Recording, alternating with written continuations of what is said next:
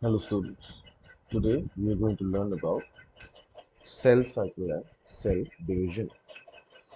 So let us begin. See, the cell cycle comprises of two main stages. Okay, the first stage is known as the interphase and the second stage is known as M phase. Right? Now, interphase is again comprised of three stages. Okay, the G1 phase, S phase and G2 phase. M phase is comprised of four subphases: prophase, metaphase, anaphase, and telophase. Now,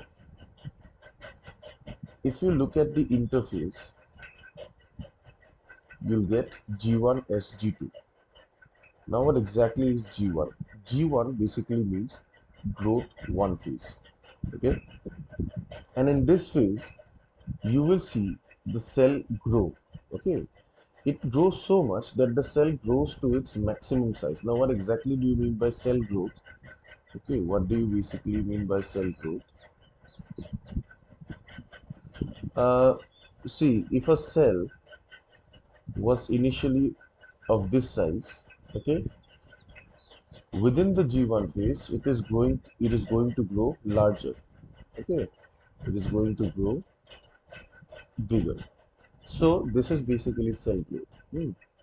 Next, enzymes of replication are synthesized in this phase. So basically, replication, there is a process which is known as DNA replication. Okay, there is a process which is known as DNA replication, and DNA replication requires different enzymes.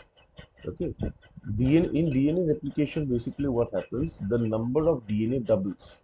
Okay, so the enzymes which are required for replication are synthesized in G1 phase. Now, the chromosome content, okay, it is known as twice C. Okay, this is a value that has been given. The chromosome content is known as twice C. In growth 1 phase, the chromosome content is twice C. This means that basically the chromosome is at its minimum. Okay, this is basically the chromosome at its minimum concentration.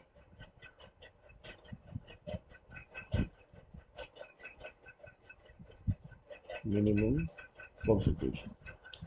Now, coming to S phase, S here basically means synthetic phase, and in this phase, the process of DNA replication takes place. Okay, when DNA replication takes place, the quantity of DNA doubles. So, initially, if the quantity of chromosome was twice C, it doubles up to become 4C. Okay, this is what happens in S phase. Then, in G2 phase, in G2 phase, the cell metabolism continues and the chromosome content remains at 4C. Now, apart from these three phases in interphase, there is another phase which is known as G0 phase. Okay, G0 phase is an inactive phase which is also known as quiescent stage. Okay, it is also known as, let me just make it clear,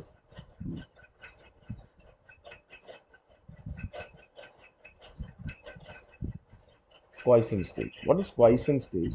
Quiescent stage basically means that those cells which do not divide, okay, those cells which do not divide will come under quiescent phase. Basically, cells like neurons, okay, muscle, then in plants, if I say permanent tissues, okay. Now, basically, these cells they do not divide, okay, they do not divide or they do not undergo mitosis. So all these cells will fall under the quiescent stage. Okay. Now G1 is G2. These three stages are only for those cells which undergo cell division. But for cells which become mature and cells which do not divide, okay, these cells they remain at the G0 phase. Okay, and the G0 phase it arises from G1. I'll draw the diagram here.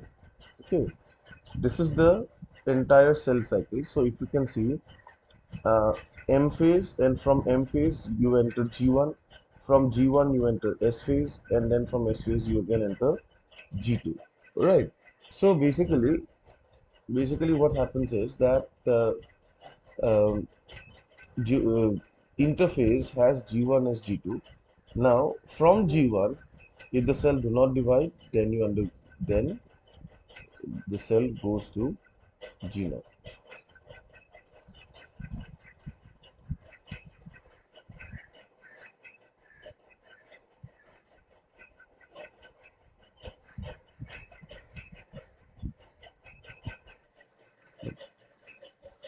So this was about the interface. Now let us come to mitosis. Mitosis basically comprises of four different phases: prophase, metaphase, anaphase, and telophase. Mitosis is basically the M phase. Okay, this is the M phase. Now, if you look at prophase, okay, if you look at the cell cycle, fine. If you look at the cell cycle again, just bring you back to the cell cycle. Okay, so basically what happens is that the cell cycle enters the M phase from G2, right? It enters the cell cycle enters from G2, right? Now, from G2, when the cell cycle enters the M phase, what is the first stage of M phase? Prophase, right? So basically, from G2, the cell cycle enters prophase, then it goes to metaphase, then it goes to anaphase, and then it goes to telophase. So, if you look at prophase, during the G2 stage, during the G2 stage, if you look at these cells, let me just tell you what you will see. First and foremost, you are going to see a distinct nuclear membrane. Okay, this is what this is a proper nuclear membrane. Okay, what is a membrane? Membrane means boundary. Okay, so you are going to see a proper nuclear membrane. You are also going to see centrioles. Okay, so basically centrioles, if I enlarge this diagram, centrioles are two cylindrical structures. Okay, and they are basically uh, at right angles to each other. Okay, they are basically at right angles to each other, so they are located at a certain area. Okay, uh, another point is that centrioles are also synthesized in S phase. Okay, centrioles are also synthesized in S phase along with DNA. Centrioles are also synthesized in S phase. Now, in this cell of G2 stage, you are going to find a distinct nuclear membrane. You are going to find centrioles. You are going to find loosely arranged chromosomes, which are known as chromatin, and you are going to find certain dark spots here and there, that is known as nucleolus. What is nucleolus? Nucleolus basically means rRNA synthesis. Site of rRNA synthesis. Now, what is going to happen in prophase is that first and foremost, the chromatin, the the loosely arranged thread, okay, what we call as the chromatin, okay, this chromatin is going to undergo condensation, or if I elaborate this, okay, in G2, the chromatin looks something like this, thread-like, okay, but by the time it reaches prophase or ends prophase, the chromatin will become something like this. Okay, this is in prophase end. This is late prophase basically. Hmm. So what basically happens is that there is chromosome condensation. Okay, fine. This is chromosome condensation. The second thing you will find is that the nuclear membrane is going to disappear. Okay, nucleolus is going to disappear, and the centrioles will move to the opposite poles. This means that these two centrioles, one centriole is going to move on this side, the other centriole is going to come on this side, and finally you will have a cell like this. Now, from here, comes the metaphase. What is going to happen in metaphase is that the chromosomes will move to an equatorial line. Okay, let me just write it correctly. What is equatorial line? Let me tell you what exactly is an equatorial line. Just like our planet Earth has an imaginary equator, the cell also has an imaginary equator. Okay, so what is going to happen is that the chromosomes are going to move to this imaginary equatorial line. That's number one. The second point is that centrioles will radiate spindle fibers. Now, these two are the centrioles. From these centrioles, certain proteins which are known as spindle fibers are released. Okay. Now, these spindle fibers, okay, let me just draw this chromosome here. Suppose this is a chromosome.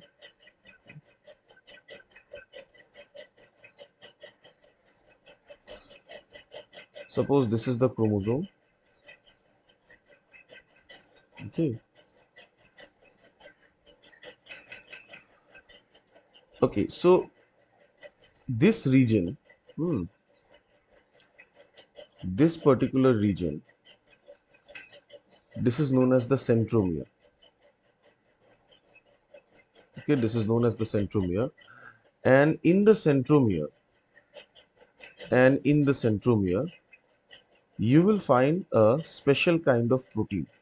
Okay, you will find a special kind of protein which is specialized to bind with the spindle fibers. So basically what happens is that the spindle fibers which come from the centriole, okay, they bind to the special kind of proteins. What are these? These are the spindle fibers. All right. And the name of this protein is the kinetochore. This is known as what? Let me just write it correctly.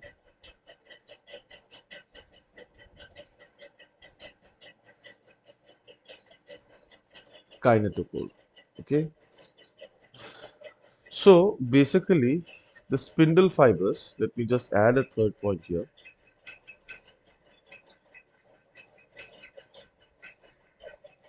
Spindle fibers attached to the